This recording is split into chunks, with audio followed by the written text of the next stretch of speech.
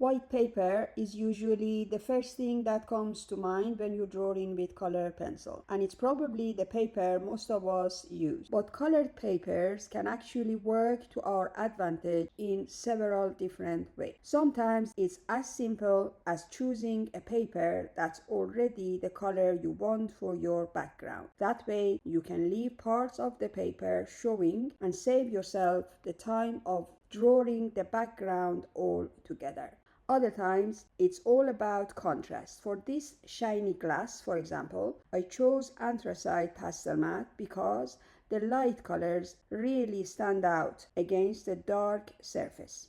But most of the time, I choose my paper for a completely different reason. One of the most time-consuming parts of drawing with color pencil is building enough layers to cover the grain of the paper. So if the paper color already matches the main colors of your subject, those tiny white specks become much less noticeable and you spend far less time trying to cover them. In other words, instead of fighting against a white surface, you're already starting much closer to the colors you're trying to achieve. If you're planning to do the background with pastel, then the paper color isn't nearly as important because pastel will cover it very easily. So when you're choosing your paper, think about the part of the drawing you'll be doing with color pencil. That's usually the slowest part, and choosing a paper color that works with those